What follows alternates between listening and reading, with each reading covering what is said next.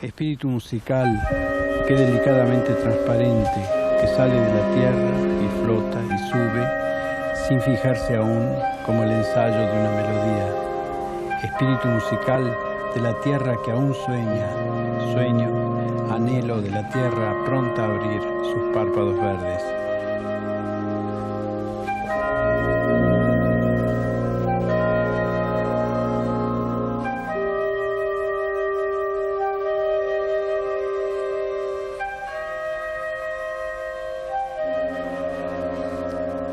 El canto de la naturaleza enseñó a Juan L. a escuchar. El ojo es el maestro.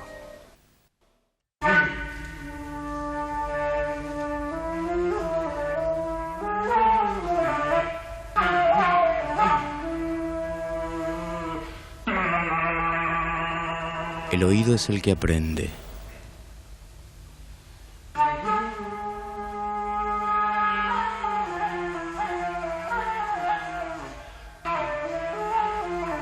Y estaba inspirado por unas grabaciones de los cantos de las ballenas.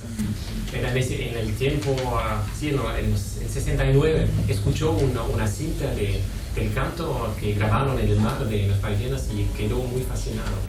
Cram traduce la naturaleza en signos. Los ojos aprenden los signos. Yo creo que hay un malentendido. Por ejemplo, hay muchos estudiantes de composición que suponen que el profesor de composición tiene que hacerles nacer el deseo de componer. Entonces lo que yo últimamente les estoy diciendo en las primeras clases es que no se puede enseñar a desear. Lo que se puede hacer es, una vez que el otro te dijo qué es lo que desea, decirles cuál es el mejor camino o el que uno cree que es más adecuado para concretar ese deseo. Y nada más. Nada más que el deseo. Nada más. Ciertos estamentos, maestro, alumnos, permiten por lo menos un diálogo, un intercambio de ideas. Y uno de repente llega a aprender más cosas de los alumnos que las que los alumnos aprenden de uno, por lo menos si uno está atento al alumno, a lo que dice, sabe escuchar. Y de repente recoges cosas que te pueden servir mucho para tu obra, perspectivas inéditas, otros puntos de vista, otras maneras de ver la obra o la práctica pictórica. Y la idea es que aunque la respuesta sea previsible, tenga la necesidad de tocarlo y que la escultura, que por más que es un poco tosca, qué sé yo, le responda. Entonces no me parece tan común que una escultura te responda, que a veces ni siquiera la podés tocar. Supongo que ¿Qué vas a ponerle? Esta lleva una lente acá y se le va a ver el corazón Palpitando. Palpitando no, va a estar muy iluminado y va a ser como una joya. La idea es que igual, aunque no va a tener movimiento, vas a tener una respuesta, porque la luz se va a prender nada más que cuando vos estés frente a la obra, no va a estar siempre prendida. Entonces, por más que no tiene movimiento, me parece que capta un poco aquella relación con los movimientos, de que tengas un diálogo especial con esa obra, que esa obra te está hablando a vos. No está ahí para cualquiera, es a vos que estás adelante. Tenés una relación un poco más íntima en ese momento con la obra, me parece. El camino artístico es el único maestro.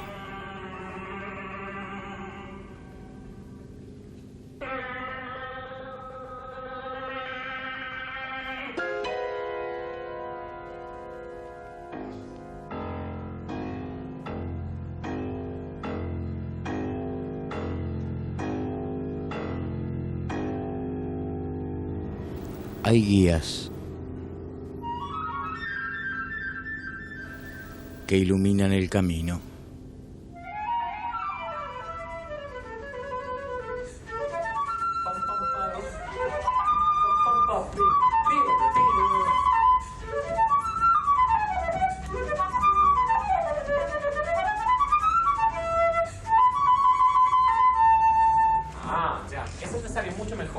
todavía cuidado con los dedos. Y hay mucho que ver con el ritmo otra vez. Cuando estás corriendo, la lengua, el sonido trata de avanzar y los dedos todavía no están en el mismo lugar.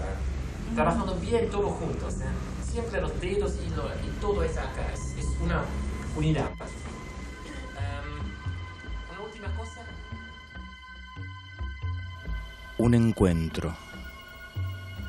Un artista plástico y un artista del teatro. En el teatro la idea de la verdad, que es un tema interesante. Cuando yo me empecé a formar, en Argentina existe una formación más tradicional que sería la formación del método. Y una cosa observable en esa formación era que el juicio de los alumnos sobre un trabajo no era verdad, no te creí. Como si lo que estuviera en juego en el teatro fuera la verdad, cuando es una actividad básicamente vinculada al artificio y a la mentira. Me parece que la verdad en el teatro tiene que ver con la aparición del acontecimiento, como de un tiempo extendido, muy reducido, que a veces son unos instantes en una obra, donde el tiempo como tal, como concepto tradicional, desaparece y el actor logra extender el tiempo, crear una sensación de puro acontecimiento, donde el tiempo quedaría alterado en su existir, digamos, y apareciera otro tiempo, como el tiempo que tiene que ver con la conmoción estética. El problema ahí es que como el teatro reúne elementos variados, lo literario, que es extensivo en relación al tiempo, lo musical, también en términos de la textualidad, que también se extiende, lo pictórico, en el sentido de lo estrictamente plástico del cuerpo en el espacio definido, que tiene algo más que ver con lo instantáneo, que esa sumatoria de relaciones que se establece, el actor la sintetiza en algunos momentos, logra crear un grado de condensación de energía en un tiempo y en un espacio muy singular y crea instantes, situaciones de verdad teatral. Digo, eso es tan exclusivamente poético que lo único que en la enseñanza se puede hacer es vanos intentos de practicar acumulación de información para la caza de esos instantes, de esos momentos privilegiados, ¿no? El final era muy lindo, pero en total habían estado demasiado separados en el espacio, porque muchas cosas hubiesen funcionado mejor si estaban mucho más agrupados. La enseñanza es un aprendizaje y quizás yo no he pasado ese aprendizaje de la pedagogía en la enseñanza, pero de alguna manera como un coreógrafo hace un poco su propio programa. Cuando yo empecé no existía un programa a mi servicio para que yo aprendiera muchas cosas. Yo recuerdo que hacíamos nuestros propios programas y bueno, de acuerdo a lo que nos iban interesando, investigábamos y estudiábamos y preguntábamos. Había una actitud, ¿no? A veces dar un programa demasiado servido adormece un poquito esa inquietud. Yo estoy convencida que sí, y lo sé por haberte observado desde el vamos y por haber hecho lo mismo yo también, porque cuanto más dificultad hay de informarse, más uno quiere informarse. Sí, es como el cuento de nunca acabar, porque uno comienza a percibir y a darse cuenta de las cosas y eso acarrea mucha más curiosidad y eso, por suerte, es algo sin fondo. Los gestos.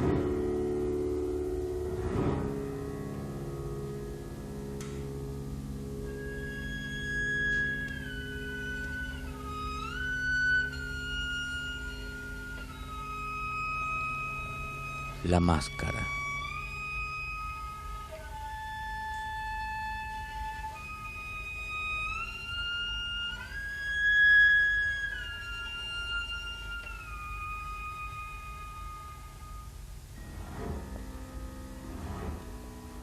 La perfección.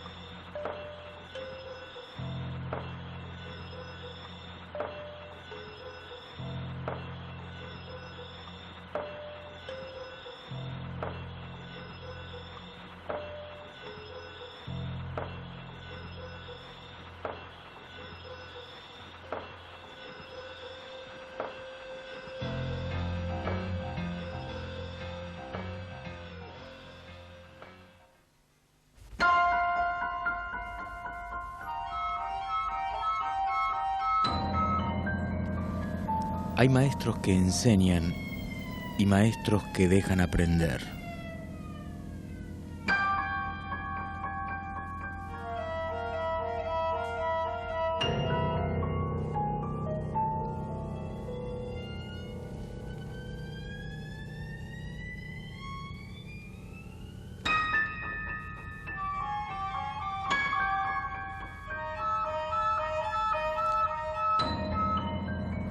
Juan Carlos Paz, Macedonio Fernández han sido modelos, maestros de maestros.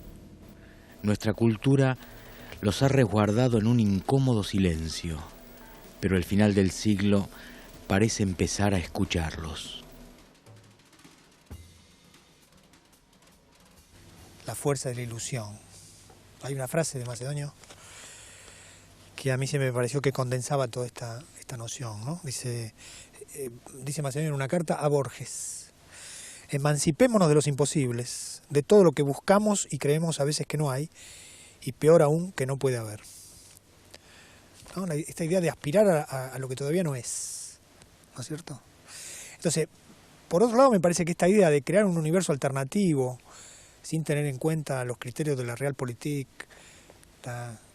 oponiéndose a la noción de lo posible, ¿no? ¿Verdad?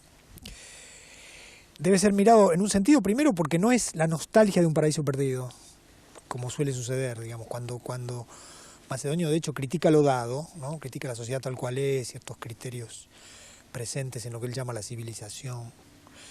No está añorando un paraíso perdido, una época arcaica, sino está pensando en una sociedad alternativa a esa. Una sociedad construida a partir de una política microscópica, pero que sin embargo aspira a enfrentar el universo global, sin pensar en otra cosa que en construir un punto de fuga, vamos a decir así, ¿no? Entonces lo importante de esto es que la idea de que existe una alternativa, aunque sea una alternativa ausente, mínima, liquida toda la tentación de la queja continua, ¿no? A través de las imágenes, Piglia busca a Macedonio, sus pasos, sus lugares. En el camino a Macedonio, la huella de Germán García.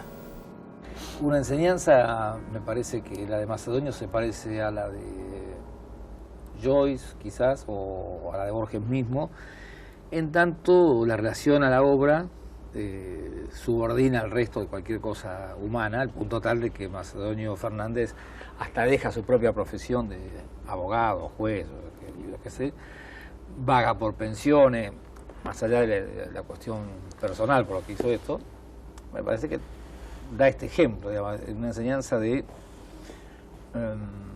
una figura histórica que es la figura del artista. una figura histórica que pareciera que en el momento en que se generaliza una idea de mercado, ya no es tan verosímil o creíble, porque en esa idea de mercado las equivalencias se harían por el grado de éxito o fracaso de los sujetos y no se harían por lo específico de una posición respecto a una obra.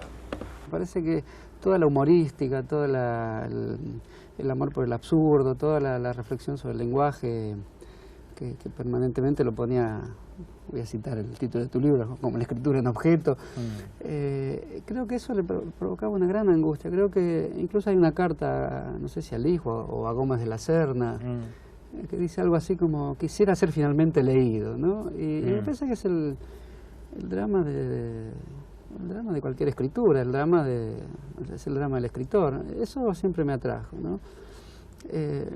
Estas dos cosas. No es fácil ser entendido, es mentira que sea fácil ser entendido, y una vez que uno percibe que no es fácil ser entendido, hay como un repliegue, una intimidad muy sofocada y en medio de un lamento por el cual uno querría ser entendido alguna vez.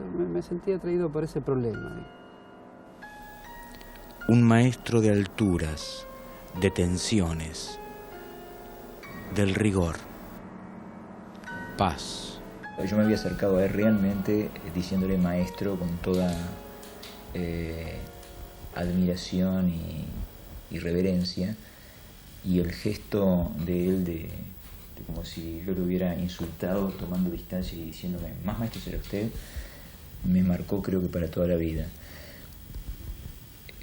Bueno, no creo, me marcó para toda la vida.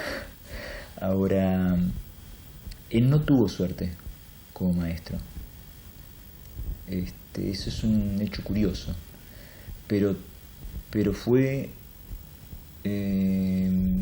tuvo una incidencia muy grande como pensador, y creo que nos marcó a muchísimos en América Latina a fuego, creo.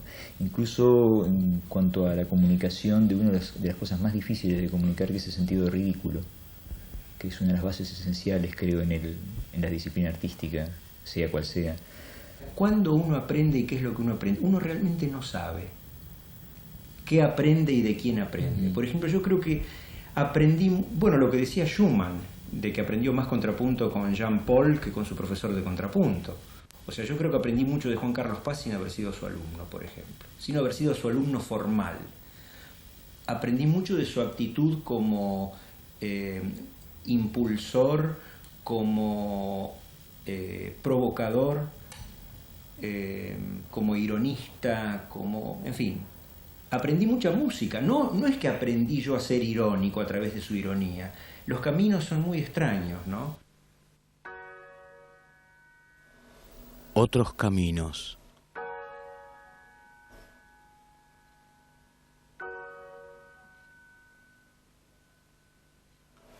El taller de Barracas, un sitio del presente.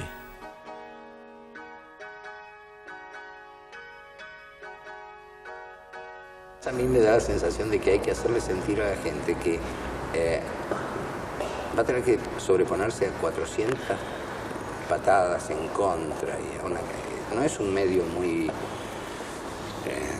digamos, que dé pie muy fácil para la acción de la gente. Hay que ganar un espacio, hay que pelear.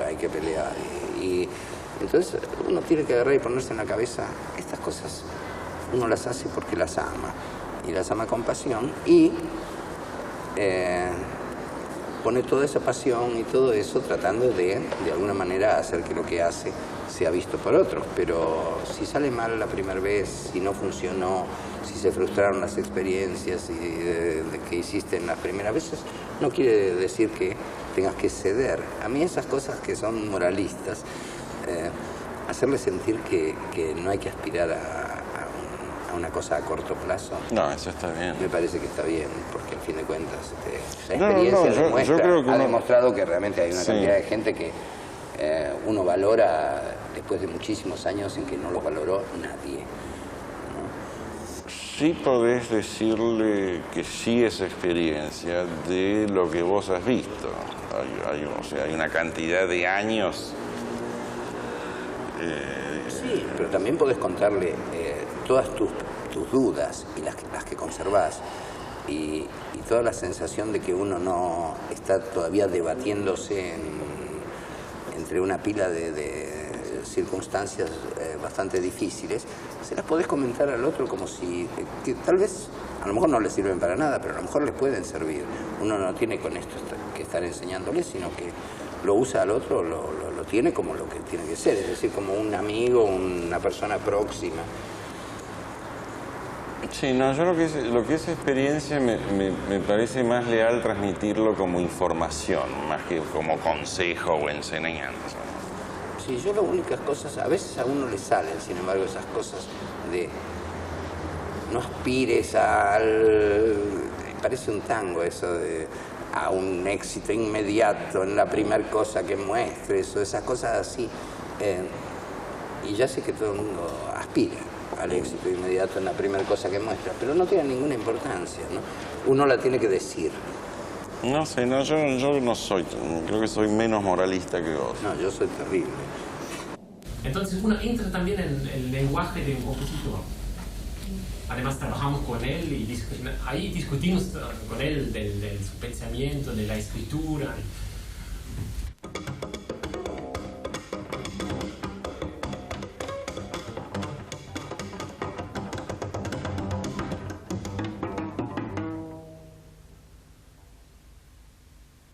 Bueno, normalmente nosotros el ritmo de trabajo es muy apurado, hay muchos, digamos, cada uno tiene muchas actividades, entonces no estamos ahí discutiendo, sino cada uno está preparando su parte.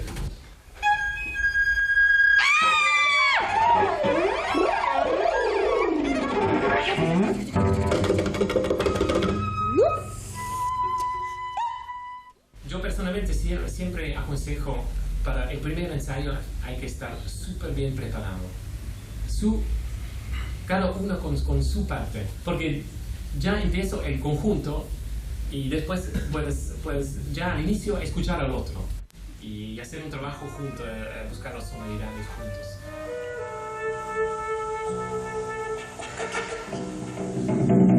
En cierto sentido sí, lo que uno puede hacer con ese aspirante a creador es revelarle que por dónde él puede acceder a ser creador y no un repetidor o un copiador, que es la actitud adolescente. El adolescente tiende, con inquietudes creativas, tiende a copiar modelos.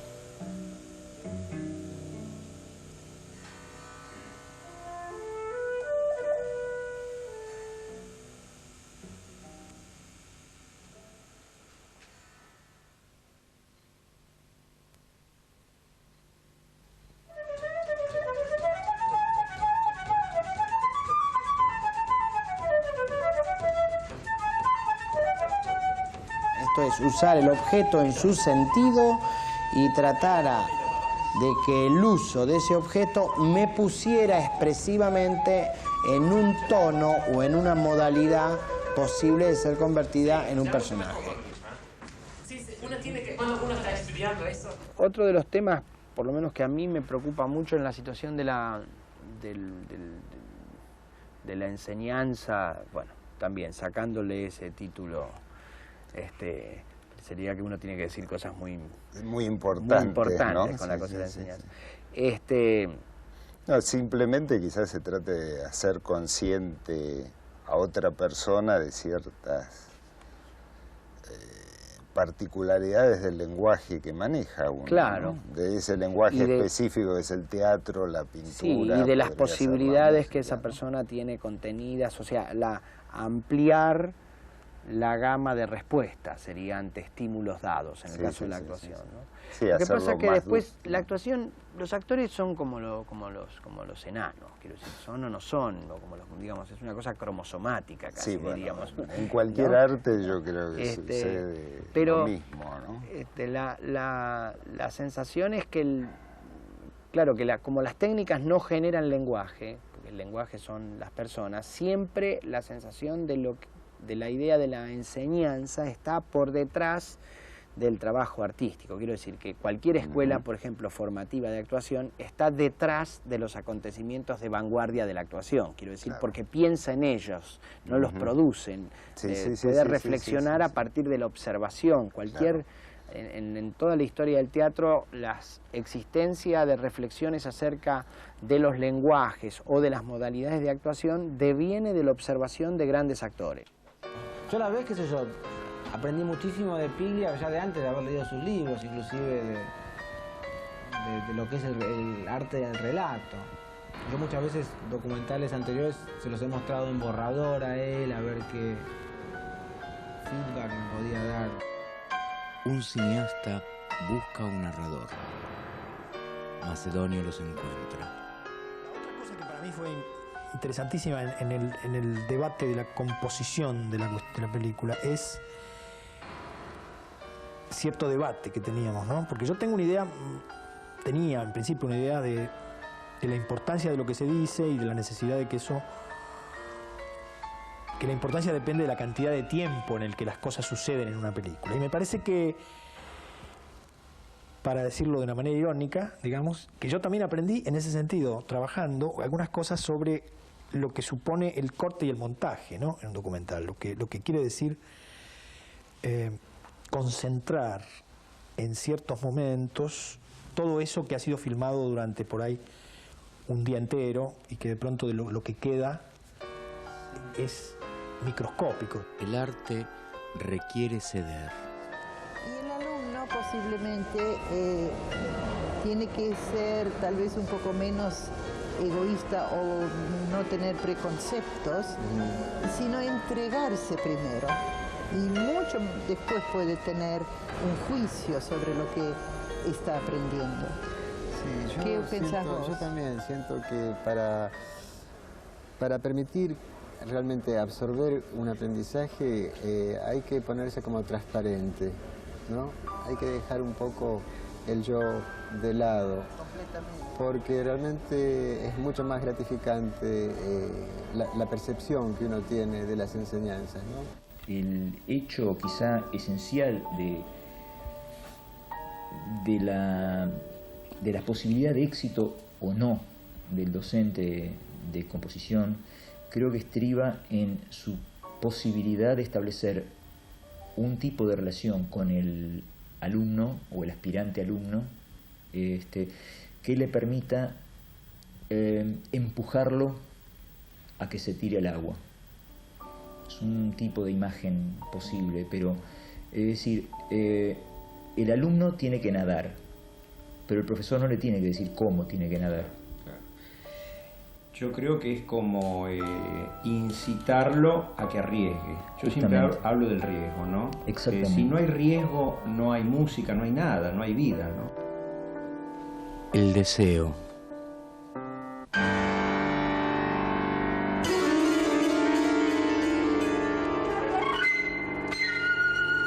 El riesgo.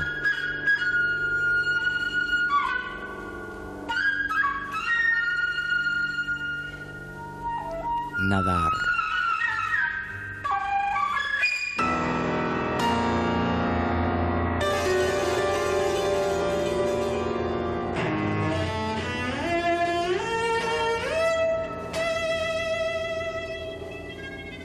Hay que decir dos cosas de la obra Vox Balene, la voz de la ballena.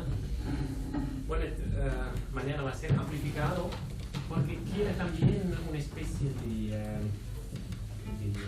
atmósfera un poco extraña, un poco... También la luz es azul, entonces no es teatro, pero es una especie de trabajo escénico.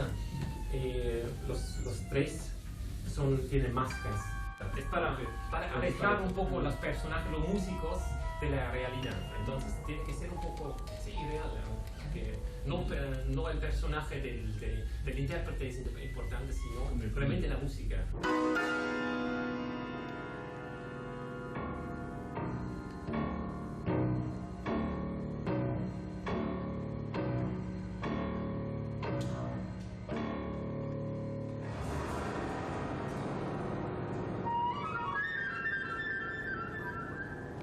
inventores de otros modos de la realidad.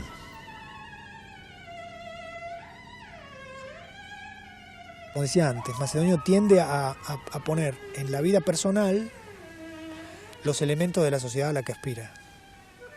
No espera que esa sociedad llegue, sino que vive en la vida concreta, en distintos niveles de la vida concreta, las características que él imagina que debe tener una sociedad distinta, ¿no? Y como uno de los elementos centrales de su crítica a lo que él llamaba la civilización era el modo en que la civilización actuaba sobre los cuerpos de los individuos, él tenía una idea directamente extraordinaria. Decía que los órganos habían sido sustituidos por instrumentos, que ese era el efecto que la civilización había producido en el cuerpo de los individuos, que en lugar de tener órganos ahora tenían instrumentos semimecánicos que le obnubilaban la visión y le impedían ver la realidad. La suma de las formas da otra metáfora, a su vez, y las metáforas se van sumando. La parte vale por el todo, pero el todo es una metáfora que se suma a las otras y redobla la idea, catapultándola para otros lados. Se llama Sueño de un siglo. Consta de esta especie de guantes o manos, pero casi caricaturales algunas, de distintas piedras y tierras también de la Patagonia. Es una idea arqueológica, tiene que ver con todas estas piezas, el exoesqueleto y esta y otras que he realizado tienen que ver con el Museo de la Patagonia. El Museo de la Patagonia fue construido en 1940 y es el primer museo en la Patagonia y en la República Argentina que es el monumento a la conquista de la Patagonia, es decir, a la toma del territorio. Una de las herramientas que llevó adelante la conquista fue la idea de que era para cultivar por un lado y para el turismo por otro, eran los años 30, además de para generar la nación y todo. Los artistas buscan la memoria. Carlos Vega fue una de las figuras fundamentales en América en el proceso de autoconocimiento de nosotros mismos. Les recomiendo que lean, por ejemplo, el prólogo de la fraseología, la figura más importante de la musicología, creo que no de Latinoamérica, sino de toda América. Negada hoy día 3 veces por toda la generación de sus discípulos, pero estamos casi por festejar los 30 años de su muerte, porque hay muchos que están prontos para festejarlo. Por supuesto, todos se apropiaron del nombre de él para darle nombre a todos los institutos de musicología. Todos se llaman Carlos Vega, todos niegan a Carlos Vega. ¿Por qué? Bueno, se los dejo a ustedes. Hay que decir que nadie se puede decir discípulo de otro, sino que alguien puede autorizar a alguien como discípulo. En el sentido digo que no hay maestros en Argentina, ¿no? Porque se dice no hay maestros en el sentido de no hay figuras importantes, pero es un error pensar que un maestro es una autoridad. No hay la costumbre argentina de que alguien designe, ¿no? Es decir, este tipo es tú eres el que me seguirá.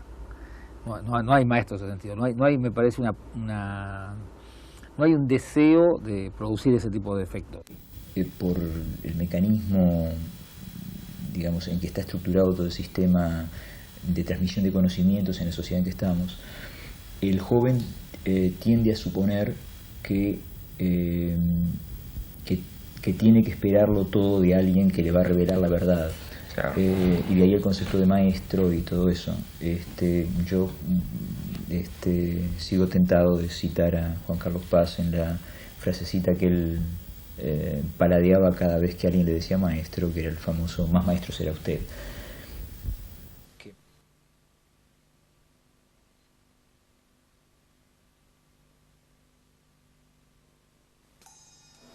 La realidad ofrece elementos para enriquecer la obra. Piglia busca en los papeles del recién venido. Porque lo que uno podría ligar estas composiciones con Macedonio es el hecho de la inclusión en Macedonio. Los cuadernos, eso lo dice Adolfo y también uno lo ve cuando los puede leer, ¿no? O los ve, digamos, directamente. Que él venía escribiendo una novela y de pronto en el párrafo siguiente ponía una observación sobre el estado del clima, la salud, o una cita de algo que estaba leyendo, o una el lista teléfono de un amigo, ¿no? O una lista de cosas que quería hacer. E inmediatamente después retomaba lo que estaba escribiendo, de modo que el texto avanzaba casi con la vida de él, cotidiana. Sí. Y se iba ahí mezclando lo que la sociedad tiende a considerar que deben ser campos separados. La filosofía, la novela, la medicina, la erótica, todo tiene que estar todo separado. Y él me parece que de una manera totalmente espontánea establecía conexiones.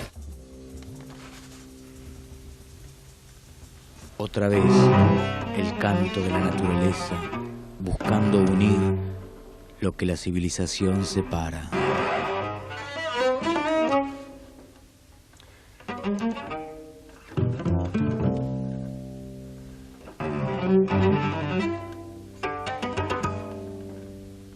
Nosotros vemos con cierta envidia desde el teatro la existencia en otras disciplinas artísticas, sobre todo en la pintura, de un gran nivel de conceptualización teórica, o sea, de una mayor reflexión sobre su propia actividad e inclusive muchas veces materiales. Te hablaba de Bacon, por ejemplo. A mí me ha servido mucho no solamente ver la pintura de Bacon, sino leer algunos textos teóricos o reportajes o entrevistas que le han hecho a Bacon para pensar cosas sobre lo teatral. Quiero decir, por ejemplo... Bueno, sí, yo utilizo ciertos textos teóricos de músicos, claro, son un incentivo muy grande, claro, ¿no? Que se Cage, claro, Stockhausen, ¿cierto? Tienen como... Claro. Dan señales de otros métodos, otras maneras de percibir el arte, de producir arte, ¿no? También, por ejemplo, la relación entre los cuerpos, el frotamiento, el debilitamiento de cuerpos en relación a fuerza sobre otros cuerpos. Sí, la astronomía. Claro, cosa que, por ejemplo, en el caso de la actuación, que en gran medida tiene que ver con la existencia de cuerpos en un espacio y las distintas formas de energías que estos cuerpos emiten entre sí, cómo emiten la energía, cómo llega esa energía a los otros cuerpos, cómo ese cuerpo observado por otro empieza a mutar, digamos, una serie de relaciones como muy primarias que en general quedan olvidadas por ciertos conceptos ya establecidos de la idea de la representación. Tratando de combinar movimientos de mucha actividad en el espacio con momentos donde tratan de extender o dilatar el tiempo.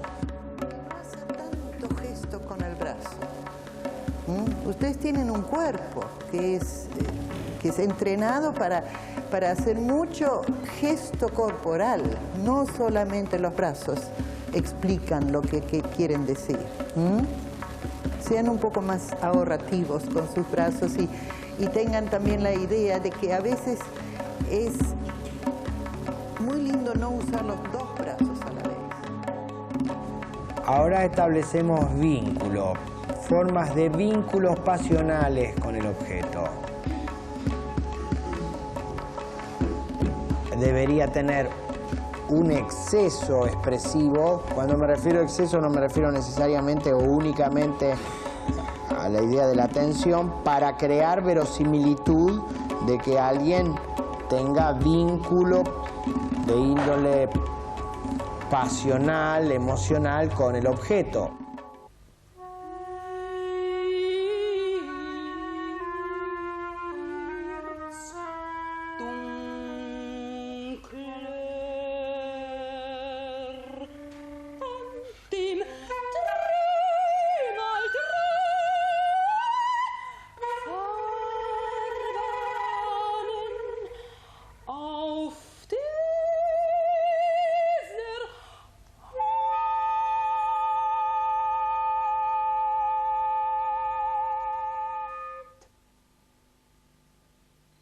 En ese nivel de trabajo en que realmente uno puede estar prestando una utilidad social real, pero es un nivel muy peligroso, porque es un nivel en que se está tocando niveles o aspectos muy íntimos de la personalidad del otro. Y entonces hay que ser tremendamente cuidadoso, porque se puede estar, con la mejor buena intención, se puede estar dañando irremisiblemente al educando. Y creo que no hay salida, que no hay posibilidad de hacer algo, de ayudarlo si es que no se tocan esos niveles profundos.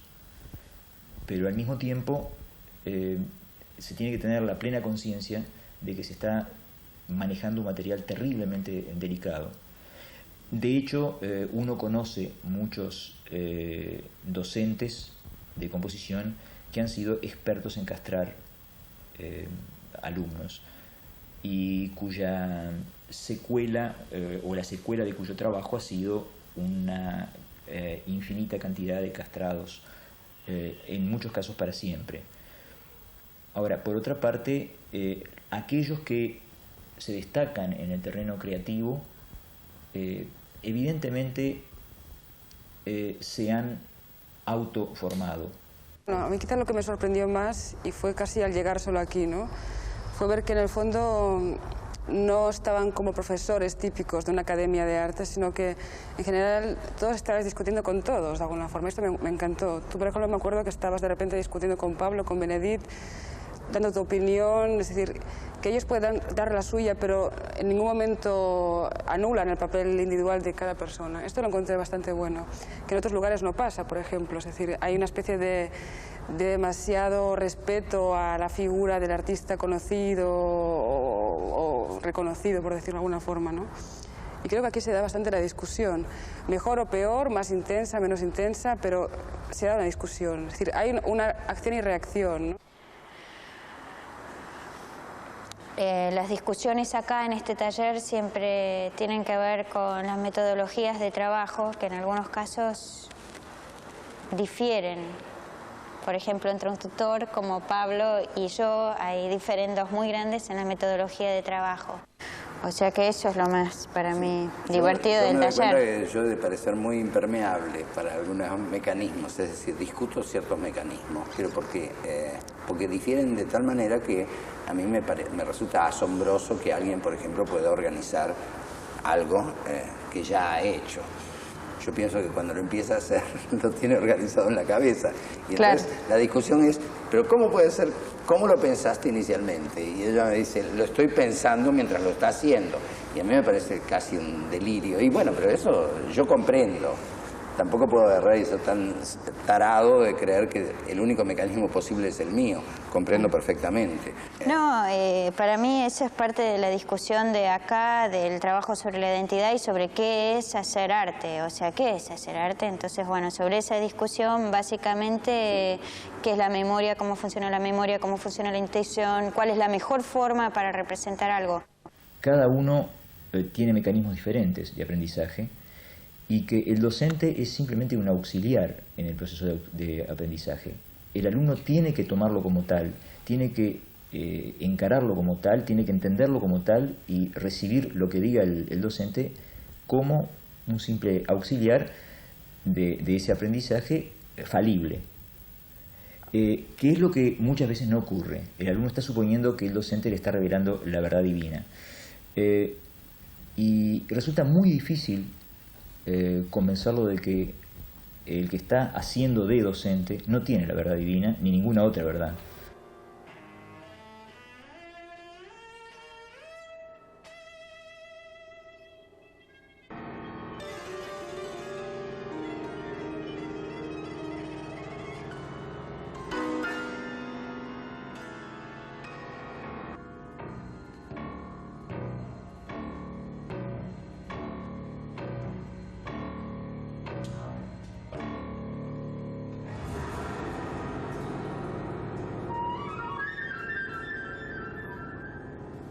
Habría que preguntarse por qué ahora, en este momento, la figura de Macedonio cobra este relieve, porque incluso la novela de Piglia, La ciudad ausente, que toma a Macedonio como metáfora, que está ahí constantemente.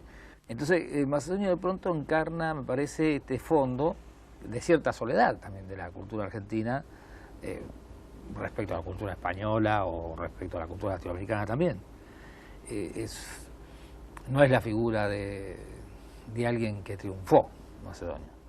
Yo creo que está ligado al hecho de que por su propia personalidad era alguien totalmente ajeno a estas tensiones o angustias, o como uno quiera llamar, del éxito, el fracaso, etcétera. Es decir, que era alguien que no tenía ninguna relación con esas cosas. Entonces, me parece que eso lo convierte en una figura muy particular en un momento determinado, donde la literatura argentina no podría ya alardear demasiado de sus posibilidades.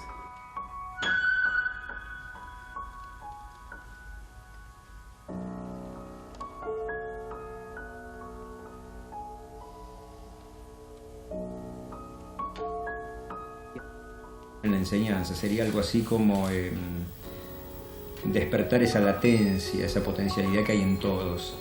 Y yo creo que sí, que quizás la haya, no estoy tan seguro como Reed, pero de cualquier modo creo que muchas veces el problema es que esa potencialidad se puede canalizar por muchas vías y a veces la vía posible no es la musical. Claro. Y se produce ese momento tan triste para uno cuando uno descubre eso,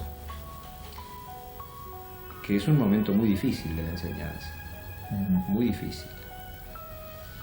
Y a veces es muy difícil, más difícil aún, poder descubrir cuál es esa otra vía donde esa potencialidad podría canalizarse, por más que uno perciba que hay esa potencialidad.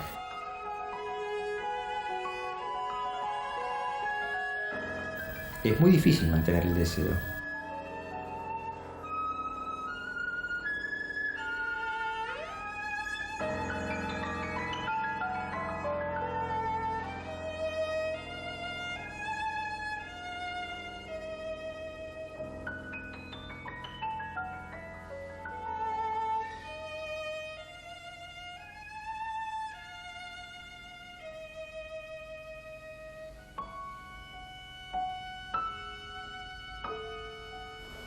El deseo, el riesgo,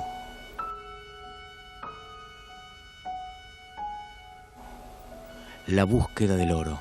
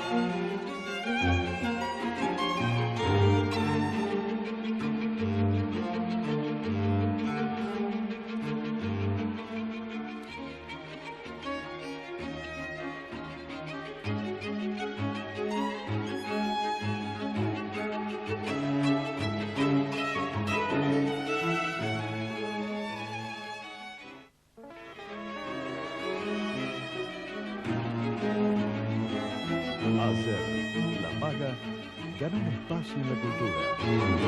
Hoy, la etapa comenzando.